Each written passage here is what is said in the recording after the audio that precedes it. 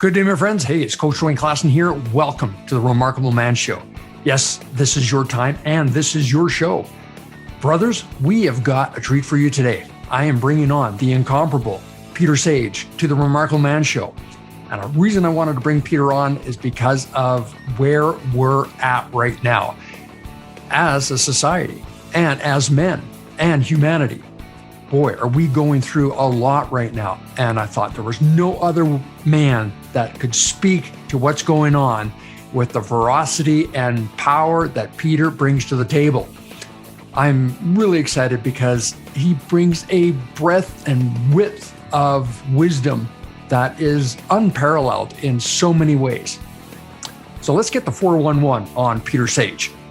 Peter is an international serial entrepreneur and subject matter expert in human behavior and self-mastery. His unique way of looking at the world has earned him the distinguished Brand Laureate Award for extraordinary individuals alongside previous winners who include Nelson Mandela, Steve Jobs, Christiano Ronaldo. Yeah. Peter is a six-time TEDx speaker whose multiple #1 best-selling books have sold over 150,000 copies in several languages. He has founded multiple eight-figure companies and raised over $1 million for various charities. Peter Sage dropped out of school at the age of 16, built 27 international companies, was an experienced trainer for Tony Robbins for 15 years, and is now committed to helping you to raise your game. Peter's one inspiring individual with the experience to back it up and transform everyone with his content. Not only has Peter been successful in business, he has also been locked up in prison for 6 months without being charged. That's right, and we're going to talk about that today. During his time in prison, Peter chose not to own the identity of a prisoner, but the identity of a secret agent of change, and is now transforming the way the prison system works around the world. It's quite extraordinary. Gentlemen, welcome Peter Sage to the program. Gentlemen, the world needs remarkable men. This is your time, and this is your show. I'm your host, Dwayne Klassen, and welcome to the Remarkable Man Show. Peter Sage, welcome to the Remarkable Man Show. Glad to have you here, brother. Well, it's been quite a while, Dwayne, and always good to come back to spend some time with what I believe to be a remarkable man, speaking to remarkable men. Well, I certainly appreciate you, brother. And yeah, it has been quite a while. It's been about 4 or 5 years since I had you on the show. And back then, you really gave my tribe, remarkable men that listen to the program, a lot to think about. And I wanted to bring you back on the show simply because of what was happening out there in the world. And a lot of changes have happened. And you've gone through a lot of changes. You've got a lot of growth and experiences that I definitely want to dive into. But there's a narrative that's being played out there right now. And a lot of men are becoming sucked into this narrative. And I want to just start there as our foundation as to what you're seeing out there in the last few years, and especially in the last year, what's occurring. Well, I think the best word I could use here, Dwayne, is that we are living in transitory times. And while it's often been said that change is the only constant, the speed and the direction of change, if you are not aware and awake enough right now, can take you in what I believe to be a pretty nefarious direction, should it be contrasted to a place you could steer yourself. And I guess a great analogy here could be if you take a wide river. Yeah, you're in Canada. I've swam in the St. Lawrence Strait, in my early days, and you have a wide river, and the current is calm, and there's no other boats around, and you're steering your boat down the middle of the river of life for you. And guess what? You don't really have to pay too much attention. Yeah, there's no rapids, there's no pirates, there's all that kind of stuff. But if all of a sudden, if the weather changes, if the river narrows, there's suddenly a lot more traffic. You're getting, you've got to pay more attention. It doesn't mean to say that your boat's faulty. It doesn't mean to say there's anything wrong with the river. You've just got to apply your navigation and your essential captain skills to a higher degree. Right. And right now, we've had quite a calm river for a lot of years, and people have got complacent. And if you have the same level of complacency that you have on a calm, wide, quiet river to a narrow, fast-moving river with traffic, you're going to have some insurance premiums go up. So, and use your life jacket. It's time to be more vigilant and ask yourself better questions. Questions are the steering wheel of the mind. Questions direct focus. And a lot of people right now are asking the wrong questions. Oh, why this? Why that? Why can't this? Why? And if you're trying to control something you cannot control, you are on a fast track to Stressville. It's a waste of your time, effort, energy, and resources. And so, one of the first questions you should ask is, what can I control? Because that'll stop you getting hooked into things. Because the narrative that is out there right now acts as a very large whirlpool in that river. Now, if you're on the outer edges, it's going to try to suck everything in. And as soon as you're aware, as soon as you can bring yourself back, it's a lot easier to escape the whirlpool from the outer edges than it is halfway in when you're pretty much getting sucked in. And if you're watching the mainstream media, or the lamestream media, as I call it, right? Yeah, if you are buying into this whole, what I call convid, right? If you think that this has anything to do with what I would term as a virus, then you're probably already sucked into the whirlpool to an extent where it's pretty difficult to get out. You have to take evasive action at that point, otherwise you're going to drown.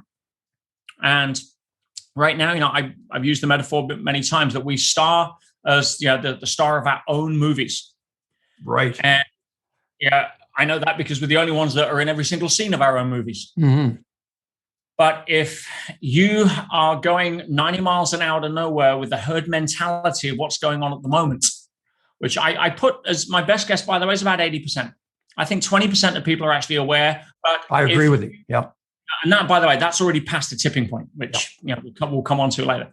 But if you are not awake and you are being sucked into being an unpaid film extra in some big budget disaster movie, then I've got news for you. It's a pretty poor acting career choice. Absolutely.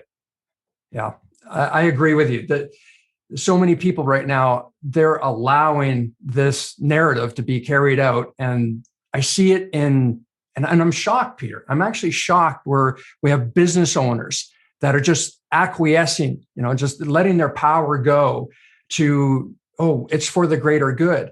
And yet they're losing everything. They're losing their edge. They're losing their families. They're losing their everything they've built up. And I'm gobsmacked as to how the apathy has been able to be perpetuated out there. And you mentioned the mainstream media and how powerful it is. What would you say to those that are just listening right now? And I'm a little plugged in here. I believe what's going on out here. I believe what the government is telling me. I believe what's happening here.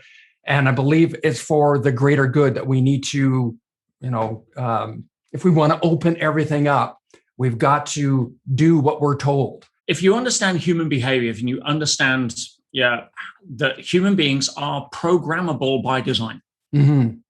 It's part of our evolutionary makeup. Whatever we take on as continuous input will form impressions and habits and move to the midbrain. So, it's really useful when we don't have to learn how to walk every day. But most of what we do off habit, and most habits come from external stimuli that are repeated. Right. And if we are plugged into the mainstream media, which, where do you start? Anyone that still thinks that what's on the news is real, all right, they're in Disneyland. Sorry, I'm just going to call it. And I have, total compassion, empathy. Mm-hmm. But if you were to go back 500 years ago and you were to say, well, of course the sun revolves around the earth. I look out of my window and I see it happen every day, you idiot. Mm-hmm. Right, look, there it goes again across the sky. Right. What do you mean the earth revolves around the sun? You're delusional, right? Because they trust their sense data rather than their intuition. And I think everybody that unhooks from the fear-based aspect of this, because the media for history, forget the BS that's going on right now, right? That is a very easily identified agenda when you can step outside of the tin. Right. Unfortunately, if for people that are that far in the tin, they can't read the label. Right? But we'll get to that. Right. So if you start asking better questions, questions are the steering wheel of the mind. You can destroy this. And my first video that I put out, it was a year last beginning of March, just when people started buying toilet paper, and before any Western lockdowns, before anyone even guessed at the extent that things were going on here, I put a video out. It was a 10-minute video, basically calling what I thought it was, which, and I say people can look back historically here and see this. I'm giving analogies because I want to try to help people understand. Sure. If you're trying to look at what's going on through the mainstream media, through the narrative, through what you think the government is there with the assumption that it's your best interests at heart, you need to start to realize that nothing is going to make sense. And the way that people are distracted from there is through suppressing the prefrontal cortex. The prefrontal cortex gives us access to critical thinking. Now, when cortisol rises, intelligence plummets. That is an evolutionary biological response, and it's very useful because the front part of the brain takes up a huge amount of energy and glucose. It's also the slowest part of our thinking. Critical thinking is slow compared to reflexive thinking. For example, if you've got to think about, if you're consciously competent at martial arts and somebody throws a punch, by the time you've thought of what the best way to block it is, you're on the floor. People that are top of their craft are unconscious. They're not thinking. Go back to the original Top Gun. What did Tom Cruise say when Kelly McGillis said, "Oh, what were you thinking up there?" He says, "No, you don't get it. If you think, you're dead." Right? That's kind of what he was alluding to. So we know that from an evolutionary perspective, if we are faced with a threat, we have a fear-based response, and immediately, physiologically, blood is squeezed out of the prefrontal cortex, and our thinking goes to reflex. Right. Oh, is that lion gonna? It's leaning on its right-hand side. It means you're going to leap from the left with this. Too late. Your lunch. Right? No, it's instinct. You haven't got time to think. Right. So that's why we've all said and done dumb stuff when we're angry. By the way, because again, cortisol rises, intelligence plummets, or scared. So what was I thinking? Well, you weren't. That was the whole point. Right. So the fastest way to kill two birds with one stone. One of them is critical thinking, and the other is the immune system. Is through fear, stress hormones. Right. If you go to hospital and you have an organ transplant, the first thing they will inject you with is stress hormones, because it's the first thing that'll drop your immune system through the floor the fastest, so it doesn't reject the organ you've been given. Now, when you start to get fearful, you don't have critical thinking. And now you're in that, what we call a level of unconscious competence, where you are open to suggestions. If you could say, where were you 9/11? Where were you when Princess Diana died or Kennedy was shot, if you were alive at that time? You know, because when you have a significant emotional event, your brain records without question at a deeper level. So get somebody in a fear-based mentality and then start putting in all of the narrative that you want. There is no question at that point, and it is taken on at a deeper level. Now you have a positionality, and the ego comes in with two aspects. One is confirmation bias. So you will be filtering through everything that you see. So when you see somebody sneeze or say, "Oh, I've got COVID," or whatever it may be, it will reinforce your current position if that's your position. And the other is cognitive dissonance, which means that you will act in accordance with what you believe to be true.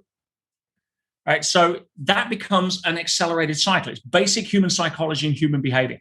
Now, if you know how to manipulate that, you can get people to do a lot of different things. You can influence people for the greater good, or you can influence them for your own agendas. The week after I put that video out, I ran something called Corona Protection Training, where I basically just destroyed the two main sources of narrative. Right. And I'm not just talking about the media. I'm talking about what they were basing it on. One was the PCR test, which, as we know, has already been outlawed in a few countries now because it's complete BS.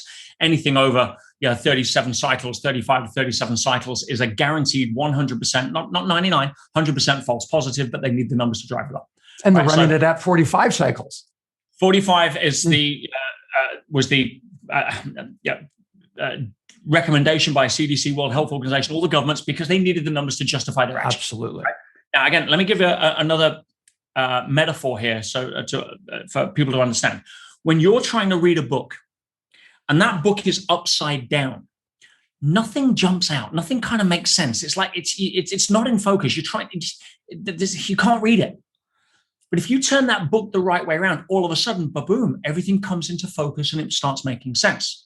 Now, the challenge, the reason so many people have been like questioning but still going along with stuff is that they're still trying to read the book upside down. They're trying to look through the lens of this being a pandemic. Right. It never was a pandemic.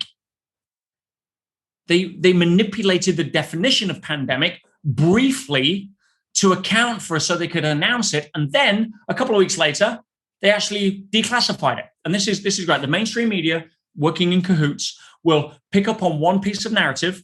And at that point, they will run with it. And then as soon as they change the narrative, they won't report it's in the quiet. So they can cover themselves. For example, right now, did you know that the World Health Organization, CDC, have said that, all of this spraying and disinfecting, useless. It's irrelevant. Doesn't matter. Don't have to happen. But you won't see that published. But they went and quietly corrected it several weeks ago. All of the publishing recommendations on masks, right? We know masks is symbolic. We know masks are not designed to keep you safe. They're designed to keep you scared and sick, right? That's muzzled. It's symbolic in so many ways. None of this is my opinion. I don't care for anyone taking my opinion. That's stupid. You need critical thinking to ask better questions. And every single study on masks that has now been accelerated, because the wheels of science turn slowly.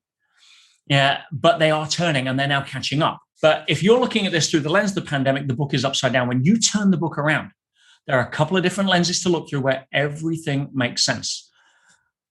The one which I outlined a year and 2 months ago was a structured strategic vaccine sales campaign. This is way before anyone was mentioning the V word, because you've only got to look historically what they tried to do with Tamiflu, with Ebola, with SARS, just keep going. Right. So then you have a look at another lens, which unfortunately is a lot more nefarious, but a lot more people are waking up to the reality. And that is the depopulation agenda. Right. 2030. This isn't conspiracy. I don't do conspiracy. I'm not into tin hat wearing stuff. That's not what I'm about. I'm a real guy. But here's the thing. Ask better questions. So just unplug and step into a neutral corner if you can for me, anybody listening or watching that thinks that what I'm talking about is a little far-fetched. Right. I get it. You're more than welcome to go back to whatever opinion you had. I'm not trying to change it. I'm trying to invite you to ask better questions. Now, the first question I would look at is this. We know one of the biggest people driving this entire, engine is Bill Gates. Right. We know that for 20 years, he has been very vocal about that the biggest threat to humanity is overpopulation. Why would somebody who now clearly identifies as a doctor or tries to in the world of the eyes of the world suddenly want to save the world from overpopulation by injecting everybody with something to keep them safe when he spent 20 years telling everybody that the biggest threat to humanity is overpopulation? Now, why would all the world go? And here's the thing, guys. I'm sorry, but they've got a point. I get it. When I was born, there was 2 billion people on the planet. Now there's 8. In half a lifetime, we've gone to a place where we cannot be sustainable. But no democratically elected government will ever be elected on the basis of controlling the population, because that's like turkeys voting for Christmas. Not going to happen. So I understand it. No. I honestly think that the people that are driving this, and we've seen who they are. It's it's your World Economic Forum, your Davos, your Bilderberg. It's the secret societies don't make any secret the fact they exist. They keep secret what they teach inside. And in some ways, they actually have to tell you what they're doing. But we just have all this cognitive dissonance. We just don't see it. It's part of the game. And this is a good thing, because once you wake up, I'll invite people to look at this. Those that are asleep, that are staying asleep, don't even try to wake them up. Right? No. You're fighting too much human behavior that is encoded with these people. It's not your job to wake them up. Your job is to be the example and the invitation, and let go of the invitation with what they do with it. It's essentially why I wanted you on the show, is that we're not here to wake up the sheep. We're here to wake up the lions. We're here to keep the lions awake. If you can step into the shoes so you can understand it, doesn't mean say you agree with it. let's just say that you're a forester. You're a third generation forester. You love the forest. Your father was a forester. Your grandfather was a forester. Your job is to look after the forest. Yep. You love the animals, the trees, the plants, the fish. Yeah, your job is to take care of it. You're passionate about it. And every 10 years, you've got to cull the deer. You don't particularly like doing it. You're dispassionate about it. Like the last time most people were dispassionate when they had a baby chicken. But it's something you do. Now, you justify it, just as the people that right now that are committing mass genocide under the guise of what other people are labeling a vaccine, feel completely justified. They probably feel that they are doing the world an entire favor, and history will show them to be the savior of the planet. I can see that in some level of megalomaniac level of internal thoughts. Right. I get it. Mm-hmm. I understand. What's the best thing you can do for the poor? Not be one of them. You can't get poor enough to help a poor person reach abundance. What's the best thing you can do for the sick? Not be one of them. You can't get sick enough to help a sick person get well. You can't get depressed enough to help a depressed person see joy. What's the best thing you can do for the cold? Not be one of them. Yeah, you can send them love and you can wake them up. And I really hope I'm wrong. Don't get me wrong. I have zero addiction being right. But the thing is, we will know very soon. And we will have less than 6 months to know, which is why they're going so crazy to try to hit their target vaccination number. Why are they going crazy? Simple.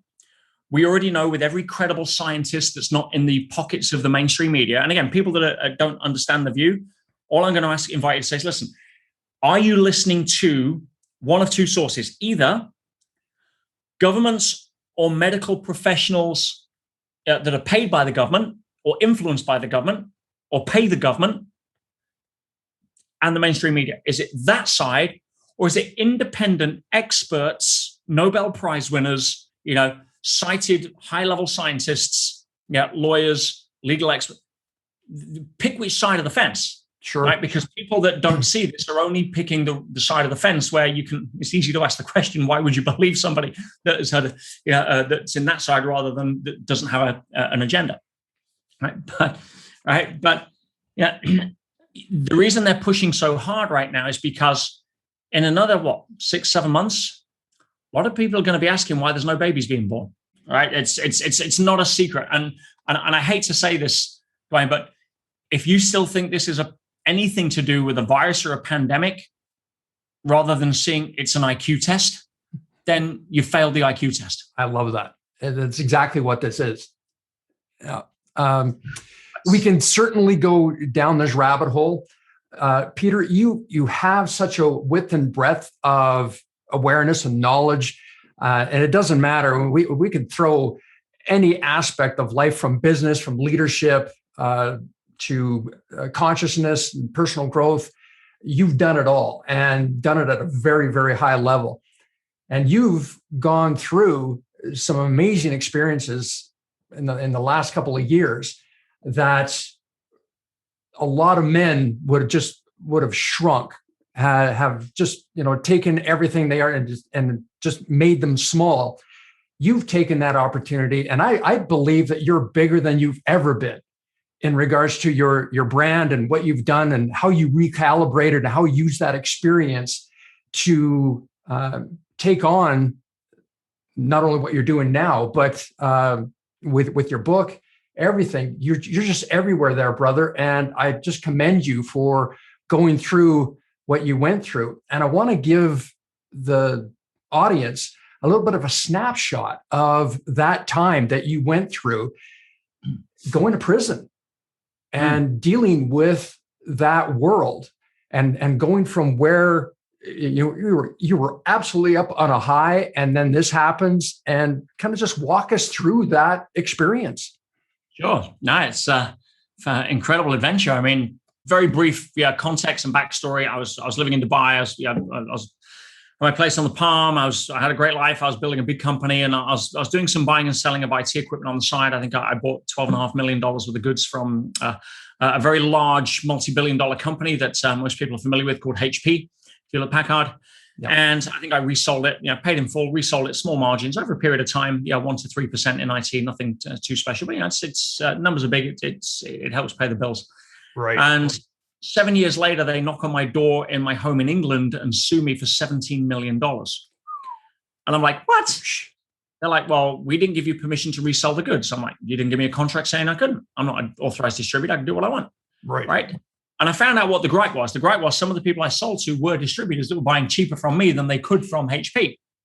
So they wanted to come teach me a lesson. And basically they put these financial handcuffs on me. It would never get to court for 17 million because there wasn't a 17 million loss. They're saying that's the difference between the wholesale and retail price they paid me. I'm like, you're insane. And anyone that's in business, any entrepreneurs watching this, anyone that's had this experience will understand that in business, litigation is a tool. It is a part of a chess game, and it's a piece on the board.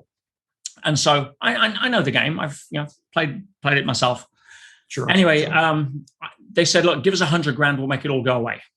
17 million loss. Give us $100,000, make it all go away. And they thought they just want to try to take some of the profit back. And then teach me a lesson. That was kind of their gripe. Of course, I'm like, no, I'm not playing that game. That's financial bullying. I'm not playing. Right. Because I wasn't playing ball, they issued a contempt of court application saying that I breached the freezing order. And I thought, I haven't done that. And I had a look, and it was intelligent. I mean, they've got a $100 million law firm, Princess Diana's divorce lawyers, most ruthless law firm in London. And their argument was clever. It was fully distorting context, which is what legal stuff does to manipulate your version of content. And I went to court thinking that it'd be laughed out in 20 minutes. They sold it to the judge and it gave me 6 months as the only non-criminal. Now, bear in mind, never been arrested, never been charged of a crime, never been accused of a crime, never been convicted of a crime. No, still don't have a criminal record. And I went to the most violent prison in England for 6 months. And I say, top of my game, 50 staff, six figures a month in revenue. I mean, it's doing great, helping a lot of people. And boom. And it was literally, hey guys, just got to pop into court next week and get rid of this BS. I never came back. Wow. My wedding was paid for, Portofino in Italy. I mean, that way, it was like you couldn't have pulled the rug harder, right? And I've been teaching, as you know, positive psychology and understanding how to navigate the river of life and the bends for many years. And I saw it as a really exciting opportunity that I was never going to see myself as a prisoner. I've been very grateful that over the last 20 years, millions of people have benefited from my work, but maybe the people that could benefit the most never get to see it because they're in somewhere like prison. Right. Universe, or whatever you want to call it, wants to send me in as a secret agent of change. Before you went there, though, you're just handed the sentence. What's going through your mind? The first thing is immediate acceptance. Okay. Wow. Because resisting what has already happened is futile. Now, I had a big seminar planned 2 weeks later. We just spent $50,000 that month on Facebook ads to sell $50,000 worth of tickets so that, we break even. And now $50,000 worth of people want their money back. I mean, it's like, it was a real crap show. I mean, it was just because nobody knew what was going on. Right. And until afterwards, when it all came out and, the whole, 17 million thing was dropped and it turned out it was all bullshit and people saw how I showed up inside. And as I say, I got a lot more fans and a lot more credibility from the authenticity that I had going through the experience. But no, I'm like, okay, if that's the case, what do I do now? So you don't resist. Getting to a place of acceptance, not reluctant acceptance. That's pseudo acceptance. That's like, okay. No, it's like, okay, if the universe is sending me on this path, if the bend in the river's happening here, how do I sail with that? From what's great about this I've not noticed yet? Again, questions of the steering wheel of the mind. How can I turn this to my advantage? That's the self-talk, immediate when something goes wrong. Most people are so seduced by outside circumstances they can't control. Or, the milk spilt and you cry about it because it was on your new carpet. Well, guess what? Crying about it isn't going to put it back in the bottle. All right? If your milk spilled on your new carpet, okay, it's done. All right? Next time, either screw the top on better, learn what we can while we're going to go get the mop. So it's what it is. But I thought, wow, clearly the universe, I live in a friendly universe. That's my default. By the way, that's a very good frame to have if you want to still star in your own movie with this disaster movie going on around you. Right? Einstein said the most powerful question a person could ask or answer in their lifetime is if they live in a friendly or hostile universe. Pick one. If you're in the Darwinian survival of the fittest, everything out there with teeth's trying to kill you, and you're always on looking at life through a fear-based lens, you're never going to access magic, love, high consciousness, joy, gratitude, all the things that make us us. No, you're too busy trying to fight reality. Well, good luck with that. Gentlemen, I hope you're listening, and you're, whether you're watching this on YouTube or you're listening this as the audio, please write some notes. This is pure gold. If you're going through the dark night of the soul, your struggle, listen to what Peter's talking about.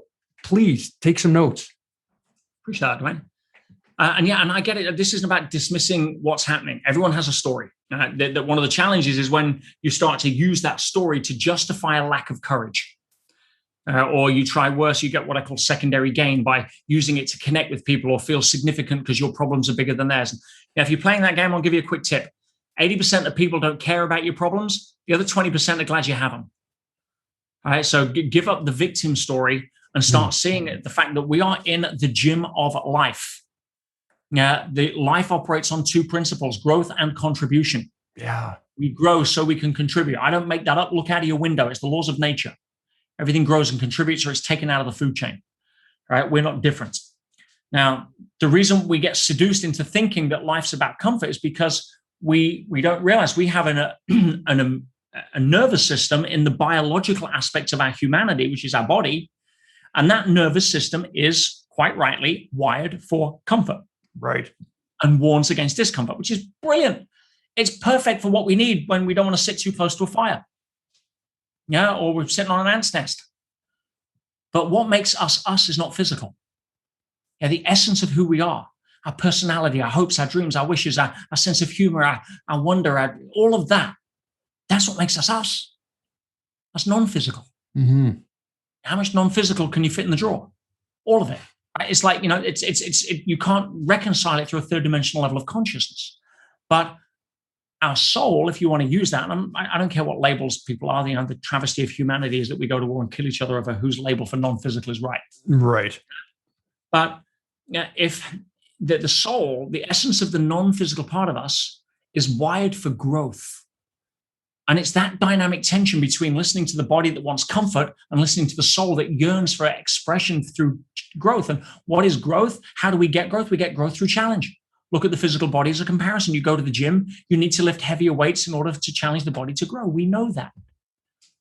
Now, when it comes to spiritual growth, emotional maturity, well, of course we're going to get challenges. Of course that's part by design. We only grow emotionally through emotional challenge. They took a bunch of kids many times in the 70s. The study was repeated several times where they tried to protect them and bubble wrap them emotionally, psychologically, physically, pretty much, right? Turned into disasters. No use to society whatsoever, completely dysfunctional, right? It's like you try to tell an athlete not to go to the gym. It's not going to happen. You go to an athlete that's training for the Olympics and say, hey, I've got a really good way where you can cheat on your reps so your personal trainer doesn't know. They're going to go, planet you on. I'm here for the gold medal. Mm-hmm.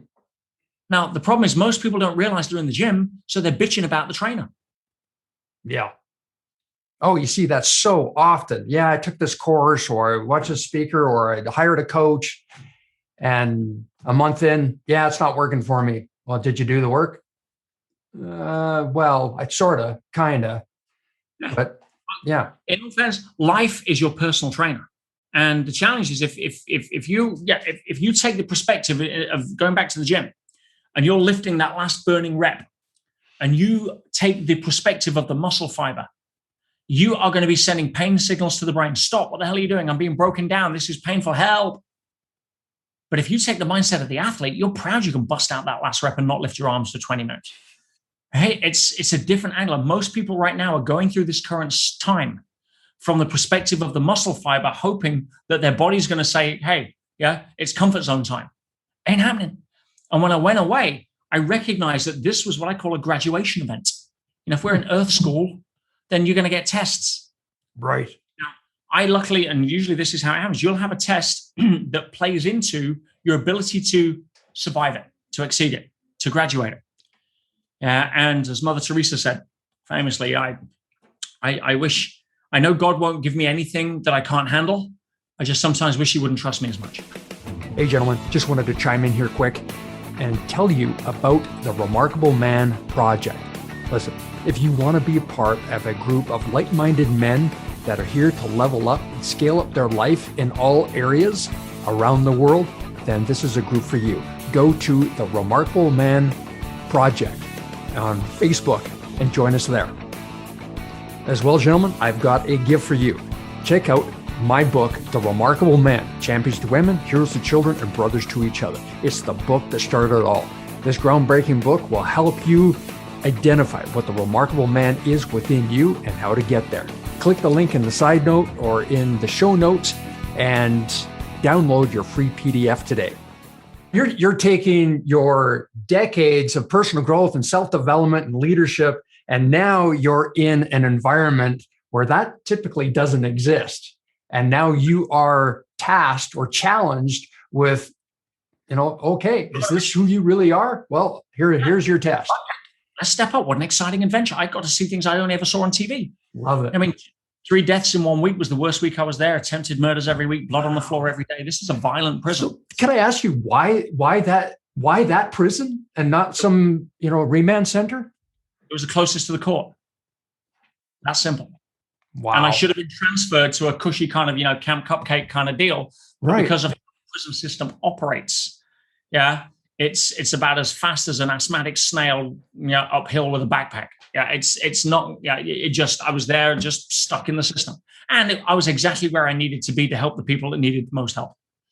I went to work, and cut a long story short, I ended up getting a lot of the prisoners off drugs. I was stopping suicides. I redesigned the intake system to reduce violence between the wings. I won a national award for the stuff that I was doing there. The initiatives I started now being used in prisons all over the world. In fact, I just had a call last couple of weeks ago. They've got 30,000 copies of the New Prisoner Welcome Booklet I designed to shift the mindsets of new prisoners coming in, going into Texas and Nevada. It's been translated into Hungarian, Bulgarian. I mean, it's doing well. And again, the reason I had to go, and I had an absolute blast. Of course, there was tough times. Of course, there were times where I just lost everything. Right. I topped my game to losing everything, but I was in a place where I wrote to my students every 2 weeks. My senior students, these are the guys that were paying me before I went in a lot of money. Yep. And some are like, hang on, what do you mean? Yeah, because paper just says, businessman, $17 million fraud, jail, and it was complete BS. There was no fraud. It was all manufactured on who could hire the best lawyers potentially, which clearly wasn't me, right? And I went to work and essentially saw that I wrote my first letter. I'm like, guys, don't worry about me. I'm on a field trip. Yeah, this is a great case study. I'm going to show you. I don't know what's going to happen. I have no clue. This is news to me. I have no idea how to navigate this river. I've never been in this kind of river before, right? Yeah, not my normal seminar. Yeah, although to be fair, I mean, as people may or may not know, I worked as a experienced trainer for Tony Robbins for 15 years. And I saw a lot more crazes in Tony events than I did in Pentonville, I can promise you. And that's no snipe at Tony. Obviously, I'm being facetious to an extent, but I certainly had enough tools to deal with the people in there, thanks to my training with Tony. And I wrote these letters, and it was part journal, it was part how-to manual, tradecraft, really testing everything I've been teaching them in a real-world environment. And when I came out after 6 months, they said they'd learned more from those 11 letters than following me around the world for the last 2 years on stage, and I had to publish. I'm like, guys, these are private letters. It was never meant to be a book. This wasn't for the public. This is my students showing you, that what I've been teaching you works in any environment. If it can work for me here, it can work for you when your daughter comes home, you're upset at school, she didn't get a grade, or your teenage son gets arrested and your partner freaks out, or whatever it may be. These techniques will work. I've got 10 minutes to stop somebody committing suicide on the wing permanently. Because you can change anybody's mind in the moment, but what happens when they go back to their cell and think the same depressing thoughts? How do you permanently do that? I break it all down. I had 3 guys on the wing that were arguing over religion. One was an atheist, one was a Christian, one was a Muslim, and it was about to kick off. And everybody's got weapons. Toothbrushes sharpened to a spike. Razor blades glued in the head. It could get nasty quick. Right. How do you get yourself invited into that closed, high-tension conversation? How do you maintain the illusion of significance for the people that are trying to control it? How do you recontextualize the foundation of the argument so that it loses its energy and get everybody friends within the next, within 5 minutes? They're techniques. It's not because I'm smart or clever. I'm not. I'm just an average guy, but I've spent 30 years studying personal growth and human behavior. Right. I'd have to be an idiot and not know half my game. Now, you could spend 30 years studying French, Italian, cooking, or nuclear physics. You're going to be an expert. Right. So they said these letters will help so many people. So I said, let's do it. So I published it. And it's the book called The Inside Track. And I think it went bestseller in 2 hours, Amazon #1 in 4 hours. It sold out 3 suppliers on the first day, 45 countries on the first day. And if you read any of the reviews on Audible, Kindle, Amazon, it's changed the life of pretty much everybody that's read it. It's a fantastic book. And you've got this great analogy of the mud and the stars. Can you kind of give us a little bit of a snapshot of what that represents? Sure.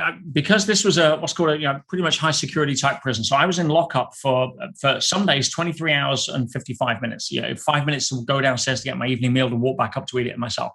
Generally, you get 45 minutes out of the cell a day for walking around the wing and 40 minutes for exercise. But that only happened 3 or 4 times a week because right. If it was raining, you wouldn't go out for exercise because the guards didn't want to get wet. And you were on lockdown if it was short staffed, which most of the time we were. So I had very limited time to help the people I was trying to help. And so I thought, I'll create almost like a tool that I could use. And this is what just went into 30,000 inmates across Texas and Nevada. And I thought, if I write a stories are great ways to enroll, because if you go up to somebody and offer unsolicited coaching, right, you're going to get kickback. Nobody wants to be told that what they're doing is wrong, even if it's coming from the right place. You want to help somebody. Mm-hmm. You want to get them out of pain. All they're going to hear is, you're not good enough doing what you're doing, and so you better listen to me. Nobody's going to take on board. They're going to take it at an intellectual level of understanding and discount it emotionally and kick back. Right? In one ear, out the other. That's why the #1 rule of coaching is if you want something for somebody more than they want it for themselves, you are wasting your damn time. It took me a long, long time to learn that. Right? But the martyrs will still go do it. Because to them, it's not about helping people. For them, a lot of it's about either avoiding the fear of rejection. And if you help people, then you'll never get rejected. So they give and give and give and give until they're empty and wonder why nobody's giving back. Or they'll try to justify their own significance under the guise or vehicle of contribution. That's another pattern. But now I decided that if I created a third-party story, because stories are cool. If I walk up to a prisoner and say, hey, this is what you should be doing. And like, you don't know me. Who the hell are you? What did you do? And it's all of that stuff. Right. But if you're sitting next to a couple of people that are having a conversation that's not about you and you're listening and think, wow, that's pretty good advice. Your guard is down. You're not trying to seek a positionality to attack or defend from. So I wrote this sort of short story and I called it Mud or Stars, taken after the old adage of 2 men sat behind prison bars, one saw mud, the other saw stars. And it's essentially that your condition never defines you. It always gives you the ability to define yourself. And it starts with this kind of, young kid comes to prison for the first time. He's like deer in the headlights. He's, cycling through anger or scared or resistance or depression, all the stuff that I would imagine somebody going in that doesn't have the kind of tool set I was grateful enough to be able to have to go in that would experience. Right. It's pretty traumatic for a lot of people, their first ever day in jail. In fact, it's funny when I got sent there and I'm waiting to be processed and I go for my medical, and I'm talking to the prison doctor. And he turns around and he says, can I ask you a question? So he says, are you undercover? and I laughed because it was the second person I'd asked, the prison officer that had given me my uniform, my prison uniform, asked me, says, are you a policeman? All right. I'm like, no, and don't please give me that label in here. That wouldn't be conducive to health. But I sat with the doctor and says, are you undercover? And I laughed. I says, you're the second person who's mentioned that. I said, hey, why do you ask? And he says, over 25 years being a prison doctor, I have never seen anybody so happy on their first ever day in prison. Wow. Didn't give me any crazy pills, which was good. But no, I sort of take the position in this story of, young kid coming in, deer in the headlights, scared, angry, all this kind of stuff. He's in the waiting room waiting to be processed. And he ends up sitting next to this wise old con, this wise old prisoner. And they have this conversation that changes this guy's life. And as you follow this conversation, I'm able to sort of put in all of the basic psychological aspects and counterpoints and arguments and framing, and in a way that I wrote this story and I thought this will do a lot of good if I can get it to people. There's no computers there. Yeah, and there's no email, there's no phones, there's no nothing. But I was given access to Classroom every day for the first few weeks in the business studies. And so what I did was I decided that I'm going to set an intention for how I can get this to more people. And so I went, and guess what? You're never unsupervised in a place like that, by the way. There is prison guards on site all times because it's high security prison. And so, yeah, I went and into the classroom, and the teacher says, there's about a dozen of us. I've got to leave you in the classroom because the supply teacher for another classroom hasn't come. I've got to sort something out. So she locks us in the classroom, which is protocol. Mm-hmm. Now I've got a computer and a printer. I know how to type. I banged out this story. It took me about 6-7 minutes, 4 pages. And I hit print 50 copies. And everyone else is rifling through drawers looking for staplers or stuff or whatever they can like steal or use as tools, weapons. But I just focused. I put this through. I print 50 copies. I put them under my jumper. I look pregnant. And at the end of the class, I smuggle them out. And that night in my cell, I collated them all together. How far are you in your sentence when this is happening? 3-4 weeks. Okay. All right. Yeah, I've been looking for opportunities now. I was trying to find my way.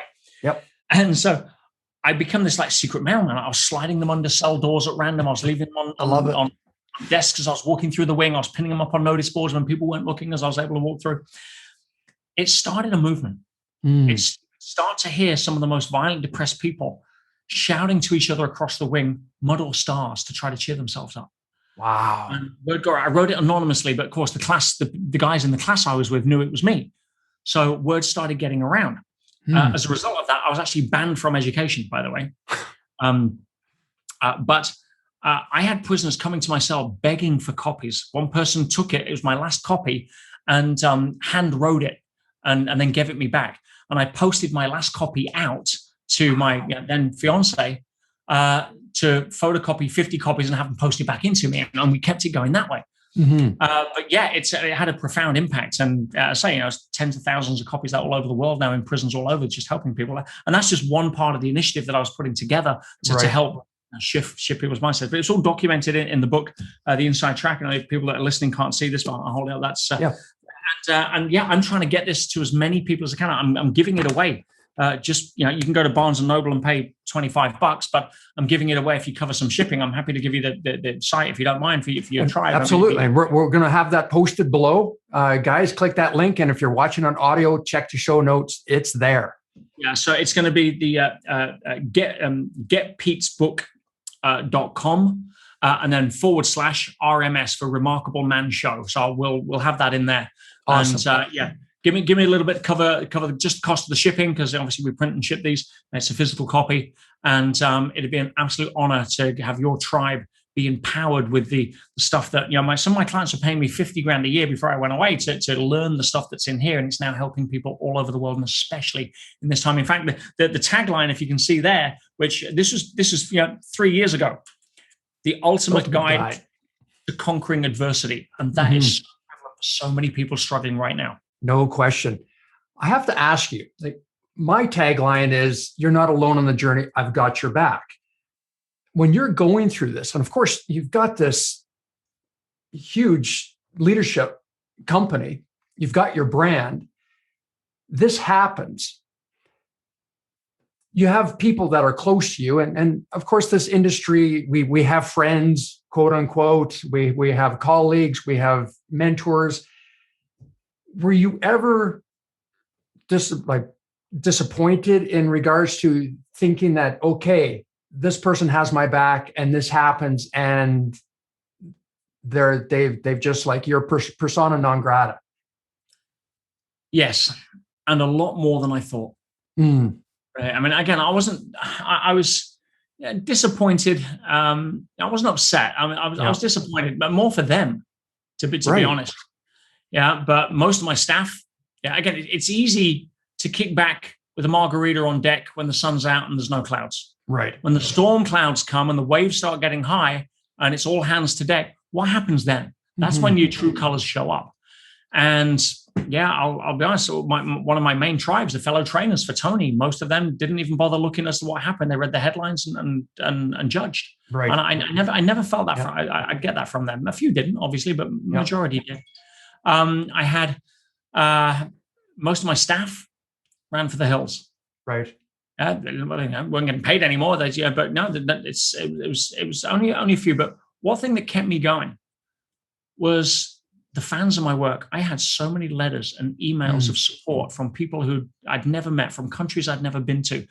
That was the nourishment to the roots that were dying of frost at the time, and that was huge. That kept me going. I owe so much. I dedicate the book to the people that helped, that wrote into me, and that was a big part. But if you ever go to something like MLM or network marketing, that they have the sayings there, because a lot of people judge on, this person's going to be amazing for me, or whatever. Sure. You hear it. Those you think will won't, and those you think won't will, and that's kind of what happened. Yeah, I wanted to get your perspective on that, because I know a lot of men are going through that, whether it's in their business or in their relationship, their marriage. Sometimes the men will get a divorce, but they haven't nurtured their relationships with their brothers, that all of his friends are his wife's girlfriend's friends. And then when the relationship ends, they're like, yeah, dude, would love to hang with you, but it's just awkward now. We'll see you later.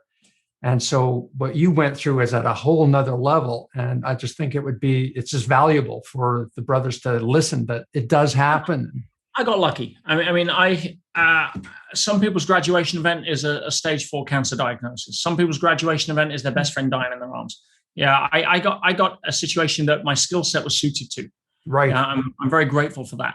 But I came out with no business, $350,000 in debt because of legal fees and costs, which they threw against me. Yep. And 150 plus people who I owed either seminars or trips around the world to, that I got zero research. Minus 30 million, no credit rating. I went from a multi-decade 999 credit rating to not even being able to open a bank account. Wow. It was probably the deepest hole I've climbed out of in my 30-year business career, to be fair. And as you probably now know, I live on the island of Tenerife in the Canary Islands. I moved here over 2 years ago. I landed on the island. My first focus coming out was, how do I give the people back what they paid for? Because that was my first focus before anything else. It took me a year and a half. And thanks to some initiative and some friends and what have you, I managed to get enough money to put the seminars on, and we sold enough tickets to break even and provide the stuff to the people and the trips. I then came here 2 years and 2 months ago with 1 month rent in the bank, in an old van that I'd borrowed from a friend. I drove 6 days to be here with my 2 dogs and all the stuff I own. Wow. And I set up shop. It's funny, I actually had, the only thing I did have, which from that was 5 Bitcoin, right? But I sold 3.5 of those for $3,000 to pay my rent. Right. Yeah, that'd be about $250,000 in rent now, quite expensive. But hey, it's part of the fun. But no, and here I am 2 years later, out of debt. Yeah, business is doing better. I had 2020 and 2021 have been the best years I've ever had in business for the last 30 years. Yeah, in fact, 2020 was a record year, and we beat 2020 by the first quarter of 2021. And we closed last month, 2 days ago, on another record month. And it's just about focus on how can we add value to people? How can we serve? How can we provide enough value? And one of the things I wanted to do was create a program that was the most affordable program in the market to help people get the mindset like me. Right. Because you can buy a lot of crap these days from people that talk a good game, but you'd be interested to see how they show up if they had a graduation event. And I created a program called Ultimate Self-Mastery, and I charged $49 a month. I wanted to do that for people. It's a $10,000 program. And I put the best of everything I've learned in like the last decade into it to help people. And that's just helping so many people. We get probably 50 comments a day from students that are starting that program, going through it, and just like blown away. And it was like, I wasn't, how can I make money? It's like, oh my God, 2020's come. Everyone's struggling. How can I help people? And how can I do it for the most affordable? I was trying to do it as a break-even program, but now we've got thousands of people on it, and it's doing really well. You have this ability, and I've only seen it in one other gentleman, and he's actually a mutual friend of ours, Dov Barron. Oh, Dov, of course. You have this incredible ability to reframe. And it's a talent. It truly is a talent. And Dove showed me that a decade ago. And in fact, I think it was Dove that actually introduced you and I 5 years ago. Dove wrote the foreword to the book. He did. And yeah, so you have this incredible ability to reframe. And gentlemen or ladies, if you're watching or listening to this, with what Peter has gone through the dark night of the soul, as I said before, but has come out the other side in a way where it's truly inspiring. So what he's talking about in regards to his program, I do have the link below, and check the show notes. You want to plug into this, because if you're going through it, I guarantee you it's not at the level, or it could be at the level of what Peter went through, but the sheer shift that he had to go through to get to where he is today is so valuable. Please check it out. And Dwayne, I have to say, and I really appreciate your comments. Thank you so much. I don't want people to think that I'm in any way special.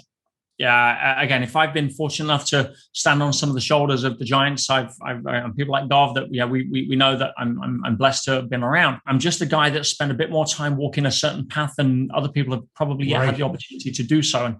And anyone can learn that. I remember I was 25 years old. I bought my first Ferrari for cash at 25. It was like, it was an ego self-ground, but I was 25. I mean, what the hell? So I gave myself permission to do it. And I had this red Testarossa with my name, my private plate, and all this kind of crap. And I remember in England, I used to call it Kleenex. That was the name of the car, because so many people would spit at it, out of jealousy and spite and what have you. And that's what it is. And I remember I used to factor a cash flow every 6-8 weeks for a respray. And because people would put keys down it, and I just had it sprayed. And I was in a restaurant with my girlfriend, and we came out, and someone had taken this key and just literally done a job all down the car. And my girlfriend says, "Oh my God, why do people blah blah?" And she kicks off. You've only just had it sprayed last week, blah blah blah blah blah. And I'm like, "Honey, relax." I'm like, think about it. I'd much rather own a nice car that gets scratched than not own one and walk around scratching it. Right. Pick one. Yeah. 25 years old. I learned how to reframe quickly. Otherwise, I'd have probably got depressed or angry or ended up on drink or freaking antidepressants. Right. Yeah. It's I'm not a smart guy. I dropped out of school at 16. I couldn't spell MBA. But when it comes to understanding that you have a choice on how to look at life, it doesn't matter what happens to you. It's matter how you deal with it. And if you're running around looking for the hole in the donut because you think life is a comfort-centric experience, you haven't woke up to the fact that one of the greatest days of emotional maturity in a person's calendar in their life is when they realize life is a growth-centric experience, then life's going to continue to give you some feedback until you do. No question. Just on one note, Peter, what do you still struggle with? With all your awareness, everything that you go through, what do you still struggle with? I have as you probably read in the book, an indigo nature. So there is an aspect of the injury. That's why it's been a little hard for me to, again, I've kept one eye on the whirlpool. But I understand, bringing this full circle, that we know that humanity is 100+ % unsustainable, and that consciousness is rising. I take a lot of comfort in the fact that power beats force over time every time. Yeah. So I have no right to judge what's going on right now. I have every right to be the example and the invitation. If you start spreading stuff like, oh, this is, vax sterilization at best, it's vax extermination at worst, and running off down rabbit holes, you're only going to lower your own frequency to a place of fear. Love is the thing that will get us through this. Yes. Holding your own power, not subverting it to somebody else's, because you've still got to push the pendulum from the other side. You're still contributing to the swing. When you can just live your life. I traveled to 9 countries last month. I didn't wear a mask. I don't comply with stuff. My life works. I glance out of the corner of my eye. Where it's just to see where things are. And if they say you've got to have a vaccine to travel, then clearly I won't travel. Right. And until it all falls down. But I think, my prediction is, and so far they've all been fairly spot on, by the end of this year, we'll start seeing the house of cards falling down. And people will start waking up, because we're collecting people. Those that are asleep that wake up never go back to sleep. You can't go back to sleep once you wake up. When you say the house of cards, are you talking about what's behind the veil? Yes. Okay. Yeah. I'm talking about the fact that almost every single why is every single world government in lockstep? Mm-hmm. That's one thing that bothered me for a while. I couldn't figure it out until it's fairly obvious. I mean, the world is ran by the secret societies for centuries. Absolutely. Yeah. Your Masons, your Skull and Bones, your Brotherhood. Yes, they say they make no secret.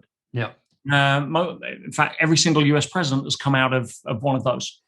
Right. So if you look at the fact that they control the politicians, they control the judges, or they say control, they're members of that society, and their allegiance is to the society, not to the illusion of what people think is democracy with the public. So you can see why world leaders right now are being ordered in a way to step up this campaign, because they really want to hit 70% of people to hit their goals. Right. Yeah. But, you may think that's all X, Y, Z, but time will tell. And truth stands fast. Truth is immobile. Falsehood falls down. We didn't blow up the Berlin Wall. We didn't shoot it down. The consciousness of the people exploded into reality, and they tore it down while the guards stood on top, not firing. Look at apartheid. Right. Look at one little guy in a loincloth in India versus 1 million armed British soldiers. Look at the civil rights movement in North America. Power beats force over time, every time. Now, I don't know how long the winter's going to be before spring comes, but it's coming. And it's coming. And I just cannot see how, to quote Gandhi, he simply said, 1 million armed British soldiers simply cannot contain 100 million unarmed Indians that don't want to be contained. Now, I can't see how, if you add up all the societies and the what you call the elites and the deep state and all that kind of stuff, it's about 3,000 people, if you include the families of all of the people that are controlling everything. I can't see how 3,000 people can control 7 billion people that don't want to be controlled, right? Minus the billion they've already injected. Yeah, it just comes down to standing up. And Peter, you led off the top of the show with critical thinking. And brothers, please start looking at things with that critical eye. Ask powerful questions. Peter, this has been a great conversation, and I know you and I could riff on this for hours. I'd love to have you back on the show at a future date. You've given us, I've got the links for both your program and the book, but where can people find you? Yeah, I'm pretty much all over on Instagram or YouTube, or Peter Sage 007 is kind of the handle. People used to think, it's classic Bond kind of deal, but I think it started when there were 6 other Peter Sages when I first registered somewhere, and it kind of stuck from there. But when it comes to finding me, I'm pretty easy to find, and I try to put myself out there, especially right now, to help as many people as I can, whether it's giving the book away for postage, or whether it's trying to make things affordable, or just putting out my stuff on social that people that have nothing right now can tap into at least and try to draw some inspiration from. Peter, you truly are a remarkable man. I appreciate your time, brother, and all you're doing, everything you've put out there to help raise the awareness and vibration of humanity. Thank you so much for being on the Remarkable Man Show today. Pleasure's mine. And if it wasn't for remarkable men like yourself, I wouldn't have the platform to be able to help as many people as we're trying to help. So thank you. All the best. Well, thank you so much, brother. Be good to yourself. And remember, gentlemen, you're not alone on the journey. I've got your back. Thanks for being on the Remarkable Man Show. We'll talk to you soon. Cheers. Thank you for listening to the Remarkable Man Show. If you like what you heard and you want to know more, go to theremarkablemanshow.com. Subscribe on iTunes and YouTube for the video version. Now get out there and be remarkable.